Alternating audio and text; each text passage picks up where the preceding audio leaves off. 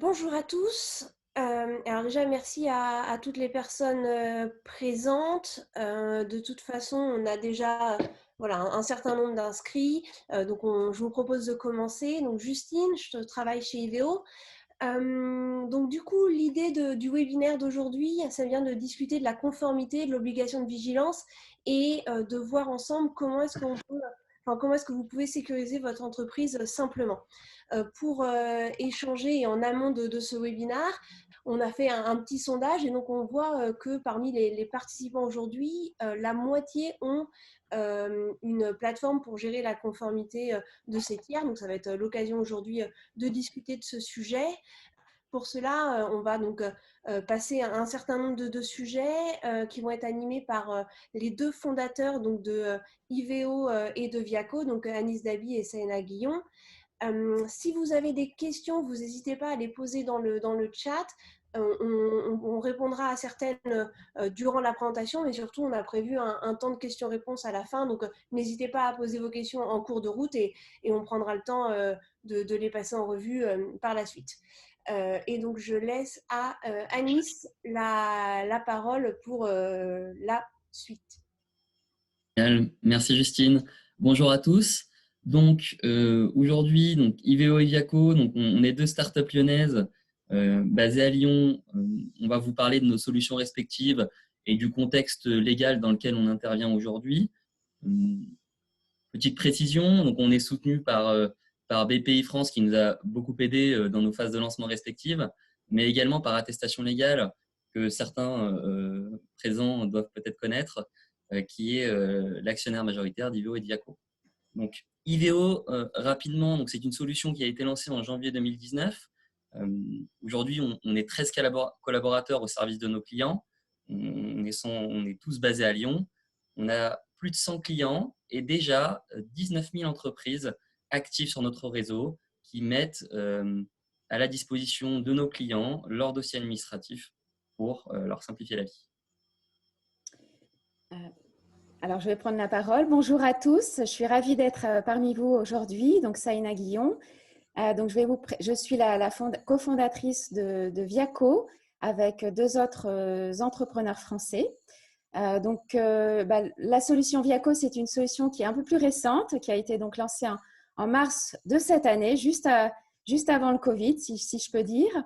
On a aujourd'hui une équipe de 8 personnes, donc aux côtés de l'équipe d'IVEO, et puis 14 clients qui ont rejoint la solution, qui représentent 35 milliards d'euros de chiffre d'affaires, donc une belle représentativité.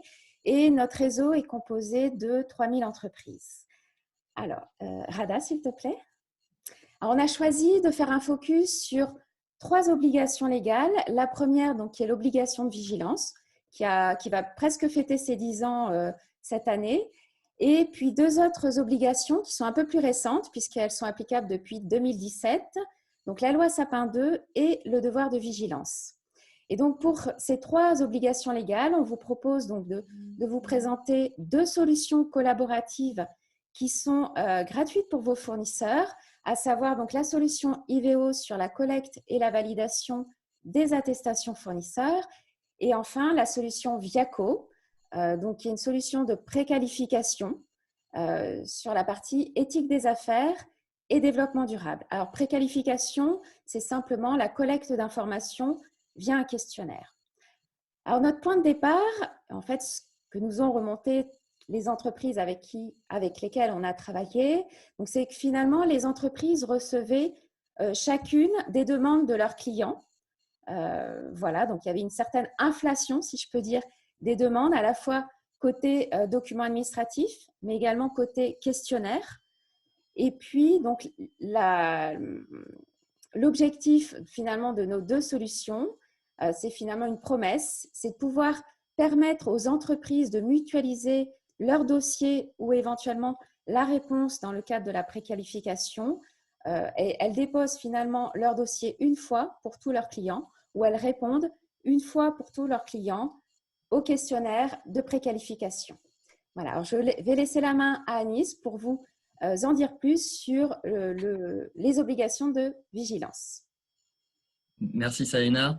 Donc, Pour le contexte légal de l'obligation de vigilance, déjà, donc, l'obligation de vigilance est une loi qui est parue en 2011 avec comme objectif lutter contre la concurrence déloyale et le travail dissimulé. Cette loi, quelle est-elle? Comment s'applique-t-elle? Cette loi, c'est très simple. À chaque fois qu'en tant que donneur d'ordre, vous contractualisez avec un fournisseur, un sous-traitant ou un prestataire pour un montant supérieur ou égal à 5 000 €, vous devez, à la signature du contrat et en moyenne tous les 6 mois, collecter un certain nombre de documents administratifs. Cette loi s'applique également quand le cumul des contrats sur une année donnée représente un montant supérieur ou égal à 5 000 €. Donc, on arrive vite à cette obligation légale et dès qu'on passe ce seuil de 5 000 €, on doit collecter un certain nombre de documents administratifs auprès du prestataire. C'est toujours les mêmes. On parle d'un justificatif d'immatriculation. Dans la plupart du temps, on parle d'un CABIS, d'une attestation de vigilance, donc l'attestation URSSAF, et d'une liste nominative des salariés étrangers soumis à autorisation de travail hors Union européenne. Cette liste de documents doit être collectée à la signature, en moyenne tous les 6 mois, mais il appartient également au donneur d'ordre de vérifier la cohérence des pièces qui sont collectées. Donc, collecter une URSSAF ne suffit pas à respecter son obligation. Il faut, quand je prends l'exemple de l'URSSAF, collecter ce document, mais également aller sur le site de l'URSSAF, rentrer le code de vérification du document pour s'assurer que la pièce collectée est bien une pièce conforme et authentique. Ne pas faire cette vérification de cohérence revient à ne pas respecter son obligation légale. Et qu'est-ce que ça coûte de ne pas la respecter, cette obligation? Ça vous expose à un risque financier, mais également à un risque pénal, qui peut aller jusqu'à 3 ans d'emprisonnement. Mais c'est également d'autres risques, comme l'exclusion des marchés publics, jusqu'à 5 ans, l'interdiction d'exercer certaines activités professionnelles, et les chiffres parlent d'eux-mêmes. En 2019, 640 millions € de redressement. C'est qu'aujourd'hui, ne pas respecter son obligation de vigilance, c'est clairement s'exposer à des sanctions. Au-delà de tous ces risques, du risque pénal ou du risque financier, il y a un risque qui est avéré et c'est un risque qui peut toucher tout le monde, c'est le risque d'image. C'est que ne pas respecter son obligation et se faire sanctionner, c'est également un risque de se voir telle entreprise attrapée pour travail dissimulé. Et d'un point de vue image, c'est vrai que ça peut vite devenir limite. Voilà pour le contexte légal dans lequel intervient IVEO et voilà pour l'obligation de vigilance. Saïna, je te laisse continuer sur le contexte. Je vais prendre la suite. Alors, on va faire je vais être relativement succincte sur les 2 autres obligations légales. Alors, devoir de vigilance, j'en dirais juste 2 mots. Donc, c'est une obligation qui est surtout, qui concerne surtout les grandes entreprises et qui vise à prévenir finalement les risques d'atteinte aux droits humains et liés aux risques également environnementaux. Je ferai plutôt un focus sur la loi Sapin 2. Qui est donc une loi qui vise à lutter contre la corruption et notamment via l'évaluation de vos partenaires commerciaux. Elle concerne aujourd'hui un grand nombre d'entreprises puisque finalement les seuils d'éligibilité sont les suivants. Donc, avoir un effectif de plus de 500 salariés et un chiffre d'affaires consolidé de plus de 100 millions. Donc aujourd'hui, on arrive assez vite à 40 000 entreprises en France concernées par l'application de cette loi. Donc, c'est énorme. Et donc, des sanctions également par rapport à cette loi. Donc, pour les personnes morales, on va jusqu'à 1 million d'euros et pour les personnes physiques, jusqu'à 200 000 euros. Alors, aujourd'hui, la loi Sapin 2 est associée à un organisme qui contrôle les entreprises, donc qui s'appelle l'Agence française anticorruption, donc l'AFA. Et ce qu'il faut savoir aussi, c'est que cette loi est issue finalement à un contexte bien plus global, puisque la loi Sapin 2 vise également à protéger les entreprises françaises contre des lois extraterritoriales, comme le FCPA aux États-Unis, qui est une loi donc, qui a, en 10 ans, provoqué, si je peux dire, l'équivalent de 5 milliards de dollars d'amende vis-à-vis des entreprises européennes. Donc, c'est finalement une loi qui vise à nous protéger contre ces lois extraterritoriales. Et ce qu'il faut savoir aussi, c'est qu'en 2020, le secteur du BTP a été contrôlé. slide suivant. Alors, quand on fait un focus sur les dispositifs à mettre en place par la loi Sapin 2 ou le devoir de vigilance, donc on a 8 dispositifs à mettre en place sur la loi Sapin 2 et puis 5 sur la partie devoir de vigilance. Alors, on retrouve dans les deux cas les procédures d'évaluation et c'est ce qu'on vous propose aujourd'hui. C'est la solution qu'on vous propose aujourd'hui. La particularité de la loi Sapin 2, c'est que finalement, elle impose un processus d'évaluation aussi bien des fournisseurs de premier rang et intermédiaires, mais également de vos clients. Donc ça, c'est une particularité. Voilà. Et puis, je dirais également 2 mots sur le code de conduite, qui est un document à collecter. Et dans ce cadre-là, IVEO apporte la solution pour répondre justement à ce dispositif. Et je vais laisser Anis présenter donc la solution IVEO. Merci Shaina. Si on peut aller sur la slide suivante. Génial. Donc, maintenant qu'on vous a exposé le contexte juridique et quelles sont vos obligations, voilà comment IVEO puis Viaco vous permettent de répondre à cette obligation. IVEO vous propose de vous accompagner dans le respect de cette obligation en digitalisant ce processus de collecte.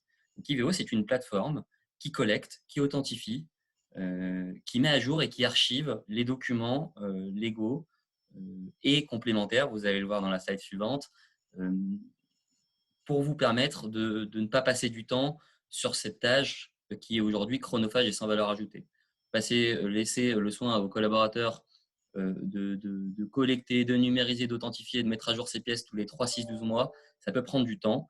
Et c'est dans ce contexte-là qu'IVEO est né, pour apporter de la simplification, pour en premier lieu digitaliser ce process, mais également le sécuriser, puisque IVEO ne se contente pas de collecter ces pièces, mais également de les authentifier. Donc, quand je parlais de l'URSSAF tout à l'heure, c'est rentrer le code de vérification sur le site de l'URSSAF et récupérer la preuve d'authentification. L'avantage, c'est que via une plateforme comme IVEO, le tout est automatisé et on permet ensuite aux donneurs d'ordre, donc soit d'accéder à nos informations via notre solution en mode SaaS, disponible avec un identifiant en mot de passe, soit directement via nos API. Concernant les documents qui sont gérés par IVEO, on a beaucoup parlé du contexte légal et de l'obligation légale et des 3 documents légaux qui sont le CABIS, l'URSSAF et la liste des salariés étrangers soumis à autorisation de travail. Mais dans notre volonté d'aider nos clients à digitaliser leur processus de collecte administratif, on est également amené à collecter un certain nombre de documents complémentaires. Donc, ça peut être une assurance RC Pro, une attestation fiscale, une qualification. Et ça peut être également des documents de type relationnel, comme des conditions générales d'achat, une charte éthique. On l'appelle le dossier relation puisque c'est des documents qui, eux, ne sont pas mutualisés, contrairement aux 2 premiers dossiers, le dossier légal et le dossier complémentaire, où une fois les documents déposés peuvent être visibles par l'ensemble des clients du fournisseur. Le dossier relationnel vous permet de nous demander la collecte de documents qui sont dits spécifiques et propres à la relation que vous menez avec vos tiers. Voilà. Et ceux-ci ne sont pas mutualisés sur la plateforme et vous permettent à la fois de demander un dossier administratif global une fois pour toutes, mais également de gérer certaines spécificités propres à votre métier ou à votre structure. Et le dernier point, si on peut passer à la slide suivante, c'est donc IVEO a su se différencier sur ce marché avec une approche très centrée sur l'intelligence artificielle, puisque IVEO a développé des outils d'intelligence artificielle en partenariat avec un laboratoire de recherche qui nous permet de collecter automatiquement et de vérifier instantanément les pièces administratives de vos fournisseurs. Le bénéfice de cette intelligence artificielle pour vous en tant qu'utilisateur, c'est le côté vérification instantanée.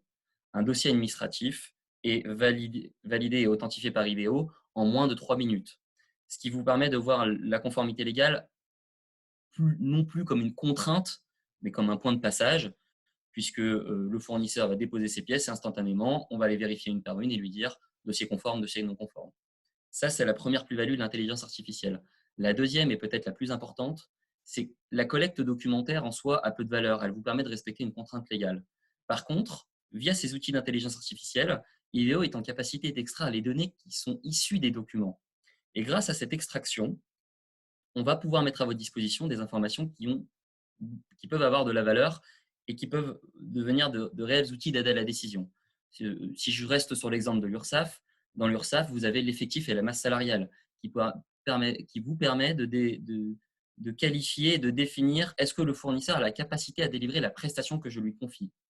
Iveo extrait ces données-là et soit via notre solution en mode SaaS les met à votre disposition directement sur l'interface, mais vous permet également d'extraire ces données en mode API et du coup de venir mettre à disposition ces informations dans vos interfaces internes et d'exploiter cette donnée comme bon vous semble. Voilà, donc Iveo a su passer au-delà de la contrainte de collecte documentaire pour exploiter la donnée et proposer un réel outil d'aide à la décision. Voilà. Pour vous présenter Viaco, alors d'abord Viaco, c'est une démarche collective puisqu'en fait, vous l'avez vu avec Iveo, les documents sont standardisés, sont des documents légaux. À l'inverse, sur Sapin 2, lorsque vous allez solliciter vos partenaires commerciaux, on n'a pas de questionnaire standardisé. Donc, la première démarche a été donc de construire avec la communauté un questionnaire standardisé. Donc, on a lancé une démarche début 2019 avec une trentaine d'acteurs donc dans la communauté du BTP, parce qu'on a commencé par cette communauté on est très proche de cette communauté aujourd'hui. Donc, pour construire ensemble un questionnaire standard valable pour tous les partenaires commerciaux. Donc, ces ateliers ont représenté 250 heures de travail et on avait essentiellement des directeurs juridiques et conformité qui nous ont accompagnés sur ces 6 ateliers en 2019 avec une belle représentativité du secteur parce qu'on avait aussi bien des entreprises majeures comme Eiffage, Vinci Construction, Bouygues Construction, mais également des plus petites entreprises comme GCC, GA, de Mathieu, également des promoteurs comme Kaufmann. Voilà, donc ce qui a permis aussi, à travers ces échanges, d'avoir un équilibrage, si on peut dire ça, du standard, puisqu'on a finalement eu une confrontation des points de vue. Et donc, on a abouti début 2020 à la création du standard. Slide suivant, s'il te plaît, Rada. Donc, c'est une démarche de construction qu'on continue et qui se poursuit à travers des ateliers, puisque l'essentiel, c'est aussi d'avoir un standard qui soit évolutif. Donc, on a d'ailleurs pour cela créé une charte éthique pour permettre on va dire la continuité des ateliers. Alors, Viaco, c'est également une solution digitale au même titre qu'Iveo. Et donc, on a d'ailleurs un processus collaboratif qui est assez identique. Donc, c'est une réponse digitale qui vous permet de solliciter vos partenaires commerciaux à travers donc un questionnaire standardisé. Voilà. Et enfin, qui permet également la création d'un réseau et notamment à travers la mutualisation des réponses au questionnaire, d'éviter de sursolliciter, si je peux dire, vos partenaires commerciaux. Slide suivant. Alors, quand on parle du questionnaire, on a aujourd'hui 5 étapes dans le questionnaire. Donc, la première étape concernant l'identité, ensuite la gouvernance des entreprises, donc qui sont finalement des items assez simples.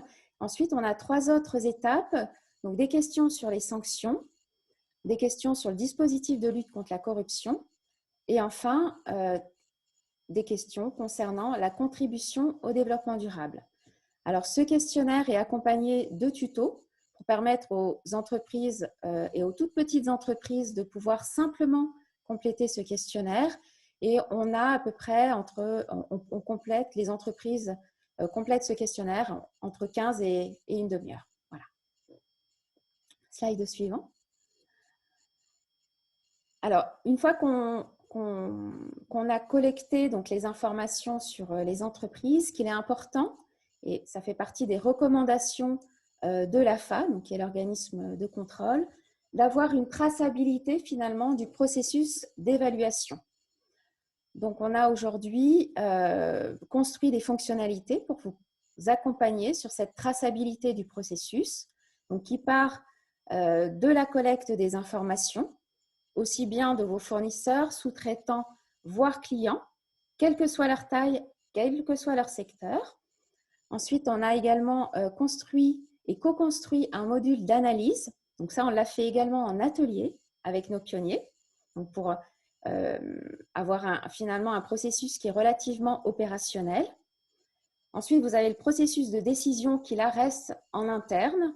Et enfin, le processus de mise à jour qui est important, puisque finalement, il faut voir le processus à court terme, mais également à moyen terme. Et donc là, on a également simplifié ces processus, puisque sur notre plateforme, vous avez une demande de mise à jour automatique qui part vis-à-vis des partenaires commerciaux. Slide suivant. Donc, pour résumer, on a un outil collaboratif qui est relativement opérationnel. Donc, vous pouvez tout à fait le mettre en place au niveau des achats, au niveau du commerce, au niveau de toutes les fonctions qui sont en lien avec vos partenaires commerciaux. Voilà. C'est un processus également qui est simple du côté de vos partenaires commerciaux puisque l'inscription est gratuite et ils bénéficient d'une mutualisation des réponses. On a également au niveau du scope d'information on va dire un panel relativement large et plus large que ce qu'on peut trouver sur les bases de données publiées. Et enfin, donc un tableau de bord consolidé qui vous permet de suivre l'état d'avancement du processus. Et enfin, donc c'est également un travail, le travail collectif vous permet de vous sécuriser vis-à-vis de l'autorité de contrôle. Et on peut même dire que notre outil sert de prévention puisqu'en fait, il permet finalement aussi à travers les invitations d'informer vos partenaires commerciaux sur l'existence des lois, de la loi Sapin 2 et donc qui participe à la prévention et notamment à la lutte contre la corruption. Et enfin, on a conçu notre outil avec un modèle économique adapté à votre taille d'entreprise, c'est-à-dire qu'on a des abonnements qui démarrent à 3 000 € pour les plus petites entreprises. Et donc là, je vais laisser la parole à Anis pour vous présenter plus en détail le fonctionnement de nos plateformes. Alors, pour terminer, on va vous exposer comment on peut mettre en place nos plateformes. Vous allez voir que c'est plutôt simple. Nos deux outils se mettent en place de la même façon. La première étape, un peu comme sur un réseau social, l'objectif, c'est d'inviter l'entreprise, le fournisseur, le tiers, le sous-traitant, le prestataire, à venir déposer son dossier ou à venir compléter son questionnaire directement sur notre plateforme. Pour générer cette invitation, vous pouvez le faire de deux façons, soit directement via notre interface en ligne, en mode SaaS, soit via nos API, puisque nos API permettent à nos clients d'utiliser pleinement nos solutions sans devoir utiliser l'interface. Ensuite, l'entreprise reçoit par mail une demande à venir compléter son dossier ou à venir compléter son questionnaire. Deux cas possibles, soit l'entreprise est déjà présente sur notre plateforme, sur nos plateformes, pardon, et dans ce cas-là, on va directement vous connecter à son dossier administratif ou à son questionnaire complété. Aucune démarche n'est à réaliser par celui qui reçoit cette demande de complétude. Soit l'entreprise n'est pas encore inscrite sur notre réseau, et dans ce cas-là, on va lui envoyer une invitation. Il va recevoir un lien par mail. Il va cliquer sur ce lien et il accédera à une interface lui permettant soit de compléter son questionnaire, soit de venir déposer ses pièces administratives. Voilà, en fonction de la demande. Donc, si c'est le questionnaire, ça pourra lui prendre 15-20 minutes. Et puis, si c'est le dossier administratif, et principalement les 3 documents légaux, 2 à 3 minutes suffiront pour rendre son dossier accessible et conforme. Et ensuite, on vous permet à vous, en tant qu'entreprise collectante, cliente, de visualiser via des tableaux de bord combien se sont inscrits par rapport au nombre d'entreprises que vous avez sollicitées et combien de dossiers ou de questionnaires sont complets et disponibles via l'interface. Bien évidemment, à chaque étape, que ce soit pour celui qui dépose son dossier ou celui qui souhaite collecter un dossier administratif, nous mettons à la disposition de nos clients un chat disponibles en ligne, une adresse mail et une ligne téléphonique pour accompagner nos utilisateurs à chaque instant. En complément, pour ceux qui déploient nos solutions, pour les entreprises qui déploient nos solutions, on met à leur disposition ce qu'on appelle chez nous un Customer Success Manager qui est en charge d'accompagner nos clients dans la mise en place de nos solutions et surtout d'accompagner nos clients dans cette conduite du changement, puisque mettre en place une solution digitale auprès d'un panel de tiers, ça nécessite un accompagnement et nous proposons des accompagnements spécifiques et personnalisés pour que nos clients déploient et conduisent ce changement de la meilleure façon possible. 11h30 pile. Je crois qu'on ne peut pas faire mieux. Et merci pour votre écoute et on va peut-être maintenant passer à l'étape questions-réponses si certains ont des questions.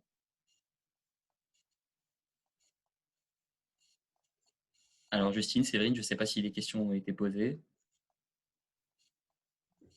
Alors Séverine, je crois que tu avais noté des questions, notamment savoir si ces solutions, est-ce qu'elles permettent de prouver une démarche auprès des organismes de contrôle et si oui, comment est-ce qu'on prouve la démarche qui a pu être menée? Alors, ce que je te propose, Saïna, je vais répondre pour la partie IVO, ensuite je te laisse répondre.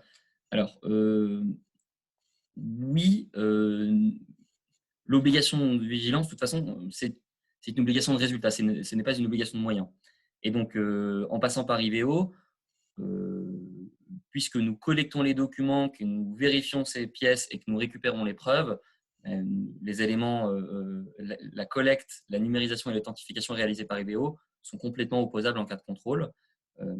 En complément, elles permettent également de démontrer un certain nombre de moyens mis en œuvre, puisque IVO archive toutes les relances et toutes les actions qui sont mises en œuvre pour permettre au donneur d'ordre de respecter son obligation légale. Et les relances et les actions mises en œuvre, tout comme les documents et les preuves, sont complètement opposables en cas de contrôle. Pour IVO et pour Viaco. Pour Viaco, je réponds effectivement. Alors, l'AFA ne donnera jamais d'accréditation sur une solution ou une autre d'ailleurs. Par contre, on a effectivement, la plupart de nos clients ont été contrôlés cette année par l'AFA, donc on a quelques retours. Et en fait, ce qui est très important en cas de contrôle, c'est de démontrer que le processus est bien tracé de bout en bout.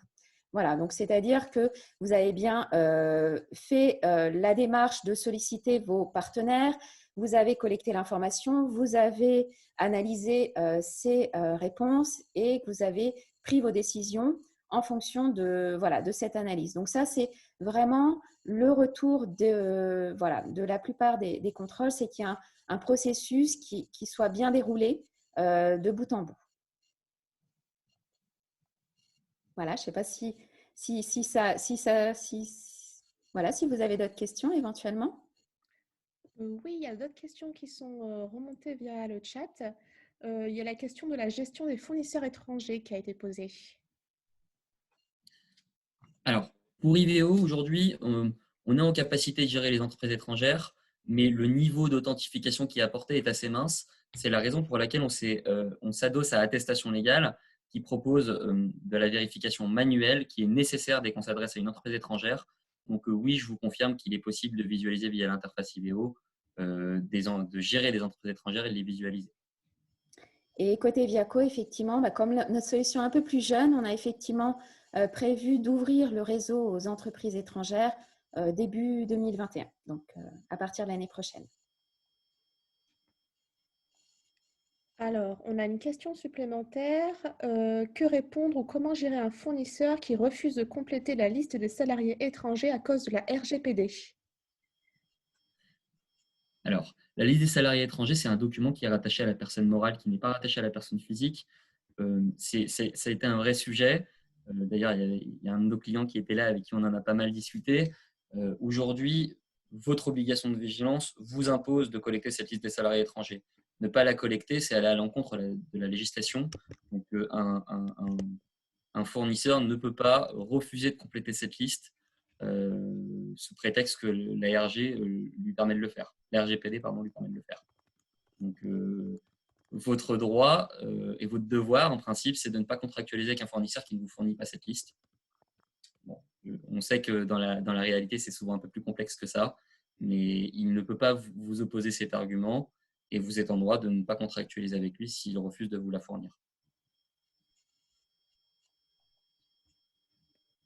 Voilà. Et il y a une autre question qui rebondit sur le même sujet, sur le thème de la RGPD, et si un travailleur s'oppose à fournir ces données? En fait, le travailleur, ce qu'il peut faire, lui, c'est nous, en fait, il peut se rapprocher de nous pour nous demander de supprimer les données que nous avons en notre possession. Ça, chaque utilisateur qui s'inscrit sur IVEO, je suppose sur Viaco, une politique de confidentialité et des conditions générales d'utilisation nous engagent sur la nécessité de supprimer sur demande de l'entreprise ces données-là s'il le souhaite. On le propose et on a un système qui est prévu pour le faire. Mais un fournisseur ne peut pas de lui-même refuser de compléter cette liste. Par contre, nous, en tant que prestataire, on est dans l'obligation de lui permettre, s'il le souhaite, de supprimer ces informations-là de notre système d'information. En plus, il faut savoir qu'avec la RGPD, il est essentiel d'avoir une finalité sur la collecte des documents, enfin des données personnelles. Et aujourd'hui, les finalités sont légales, puisqu'en fait, c'est de vous sécuriser par rapport à 2 lois qui s'imposent à vous finalement. Est-ce que ça répond bien à votre question, Isabelle? N'hésitez pas à nous remettre un petit message dans le chat si c'est OK pour vous. Justine, je te laisse la parole pour la question suivante. Alors, via l'API, est-ce qu'une surveillance est possible sur les bénéficiaires effectifs? Je te laisse peut-être Saline répondre, tu es peut-être plus… Oui, alors ce qu'il y a, c'est qu'en fait, notre solution est complémentaire de solutions que vous pouvez retrouver et vous connaissez, donc que sont finalement les solutions comme Infolégal, Altares, etc. Donc avec des bases de données publiées que vous connaissez parce qu'elles ont développé également des solutions pour vous sécuriser sur les sujets de solvabilité de vos partenaires. Donc, on est plutôt complémentaire de ces solutions. On ne vient pas… notre ADN, c'est plutôt de simplifier la collaboration entre les acteurs. Voilà. Et on vient en fait en plus où on peut s'épauler de solutions de ce type, donc en particulier Infolégal qui est notre partenaire, pour le sujet des bénéficiaires effectifs. Alors, j'espère que ça répond bien à la question de Silham. Il y a Isabelle qui rebondit sur la partie RGPD et données personnelles qui nous dit « Mais si vous supprimez ces données personnelles des salariés, le dossier il n'est pas conforme. Or, le salarié doit en théorie être informé et donner son accord pour que son nom et ses données soient communiqués à votre société et aux clients de son employeur. » Alors, en fait, je dissocie les données qui sont rentrées dans le cadre de son adhésion à IVEO des données qui sont mentionnées dans la liste des salariés étrangers soumis à autorisation de travail. Ces données-là, c'est un document qui est rattaché, donc qui mentionne des personnes physiques, mais qui est rattaché à une personne morale et qui permet à un donneur d'ordre de respecter son obligation légale. Comme l'a dit Saïna, la finalité, c'est de respecter une obligation légale. Dans ce contexte-là, on est dans le devoir et l'obligation de conserver ce document et de l'archiver. Par contre, un fournisseur qui ensuite quitte IVEO parce qu'il ne souhaite plus déposer son dossier administratif sur IVEO peut voir son identité supprimée puisque ces données lui appartiennent. Mais en aucun cas, on ne va supprimer le document en lui-même, qui est un document qui peut vous être demandé en cas de contrôle et jusqu'à 5 ans après la contractualisation avec un tiers. Donc, ces données-là étant collectées dans une finalité qui vous permet de répondre à une obligation légale, nous ne permettons pas de supprimer ces données-là et nous conservons ces documents aujourd'hui pendant 10 ans. Donc, vous êtes en droit de collecter cette liste des salariés étrangers et nous sommes dans le devoir, pour vous permettre de respecter votre obligation légale, de la collecter et de la conserver pendant à minima les 5 ans qui suivent la contractualisation, même si nous, on va un peu plus loin et on conserve les données pendant 10 ans. Ce sujet RGPD, effectivement, c'est un vrai sujet, puisqu'en tout cas, en ce qui concerne le sujet Sapin 2, aujourd'hui, l'AFA n'est toujours pas, a prévu de sortir une recommandation sur le sujet RGPD, pour l'instant qui n'est pas encore publiée, mais qui ne devrait pas tarder. Donc, ça veut dire que c'est vraiment un sujet complexe. Isabelle donc pose une ultime question sur la RGPD et dit donc il n'est pas besoin que le salarié donne son accord pour figurer sur le document. Alors, le salarié n'a pas à donner. Alors, est-ce que le salarié doit donner son accord auprès de son employeur? Ça, en fait, c'est même pas le sujet d'IVO. C'est-à-dire que IVO ou IACO, nous, notre sujet, c'est de faire en sorte que le donneur d'ordre puisse récupérer cette liste. Et en principe, l'employeur, lui, n'est pas censé demander l'autorisation de son employé, puisque c'est une obligation qu'il a lui aussi.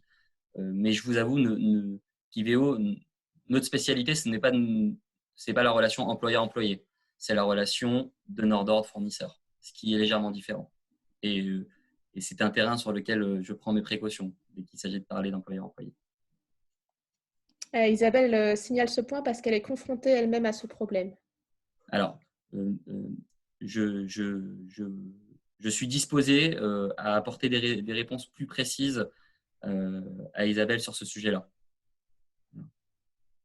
Très bien, merci beaucoup. Merci Isabelle. Est-ce qu'il y aurait d'autres questions qui nous remonteraient? Peut-être réexpliquer un petit peu ce qu'est une API. Je ne suis pas sûre que tout le monde sache bien ce que c'est. Alors, une API, si je vulgarise, hein, c'est un connecteur qui permet à nos clients de récupérer nos données qui sont disponibles via notre interface et de venir les intégrer directement dans une interface interne, un système d'information, un CRM. On peut prendre l'exemple de Salesforce, ou de SAP, ou de Evalua, ou de Bravo Solutions. C'est un outil de gestion interne dans lequel on va venir mettre à disposition nos données directement. Ça peut être pour IVO, par exemple, icône verte, le dossier est à jour, rouge, il ne l'est pas. Icône qui pourrait être visible directement via une interface qui est propre à notre client. Voilà. Saïna, je te laisse peut-être compléter. Oui, c'est la même chose pour Viaco, c'est le même fonctionnement. Effectivement, ça permet aussi, dans l'autre sens, de déclencher des invitations dans un processus plus normalisé. C'est-à-dire que vous avez peut-être un système d'information de gestion de vos achats, par exemple, et vous pouvez déclencher la demande côté entreprise depuis votre propre système d'information. Donc, en fait, ça simplifie le processus et ça vous évite de vous reconnecter sur une deuxième plateforme. Donc, c'est un double gain, si je peux dire. Voilà. Après, toutes les entreprises n'ont pas de système d'information. Donc, c'est plutôt en général les plus grosses qui ont ce genre de solution. Le gros avantage de l'API, c'est qu'il vous permet d'intégrer cette démarche de conformité légale dans un processus plus global, par exemple de passation de commande, où on peut conditionner la passation d'une commande à la conformité d'un tiers.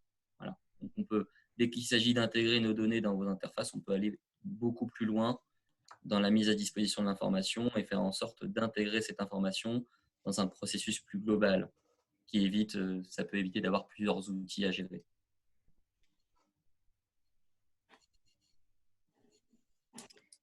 Et peut-être sur le côté pour déployer la solution, est-ce que ça se déploie assez rapidement? Vas-y, Saïma, je t'en prie. Non, oui, tout à fait. La solution se déploie très très rapidement puisqu'on est en fait, sous forme de plateforme SaaS. Donc, en fait, le déploiement commence par la création d'un compte utilisateur, d'un paramétrage, donc qui est relativement court. Et à partir de ce moment-là, vous pouvez aller assez vite sur le déploiement de la solution, puisque les utilisateurs peuvent inviter directement depuis notre plateforme leurs partenaires. Donc, c'est relativement simple. Et je le disais la dernière fois avec un client que finalement, nos solutions en 5 minutes, c'est assez simple de comprendre comment ça marche. On n'a pas forcément besoin d'avoir des formations très longues pour faire connaître et pour que les opérationnels puissent s'approprier la solution. Oui, pour compléter ce que dit Saïna, en fait, la formation, ce n'est pas vraiment un sujet. Nos outils sont plutôt ergonomiques et simples d'utilisation. La mise en œuvre opérationnelle ne nécessite pas de délai particulier. Ça peut se faire très rapidement. Vous pouvez uploader et inviter 3000 fournisseurs en quelques minutes. Ce qui peut prendre un peu plus de temps, c'est le fait de conduire le changement et d'apporter la bonne communication aux tiers que vous allez vouloir voir disponibles sur nos solutions. C'est là, chez IVO, on considère que pour avoir des taux satisfaisants, il faut en moyenne à peu près 3 mois pour arriver à obtenir une solution opérationnelle avec des taux satisfaisants, puisqu'il y a le moment où on met en œuvre de façon opérationnelle la solution et le moment où vous avez tous les dossiers à jour qui vont bien. Et entre ces deux moments-là, généralement, ça peut mettre un peu de temps, un peu plus de temps en fonction de l'énergie qu'on y met.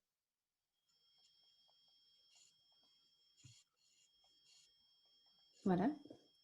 S'il n'y a pas d'autres questions, de toute façon, vous avez tous les contacts ici, donc n'hésitez pas par la suite à reprendre contact avec nous. Le replay vous sera envoyé en début de semaine, donc n'hésitez pas à prendre contact avec IVO ou avec Viaco si vous avez des questions, si vous voulez en savoir plus sur peut-être la manière dont une de ces deux solutions pourrait répondre à vos problématiques de conformité. Donc merci à tous de votre participation et n'hésitez pas, on reste à votre disposition. Merci. Merci tout le monde.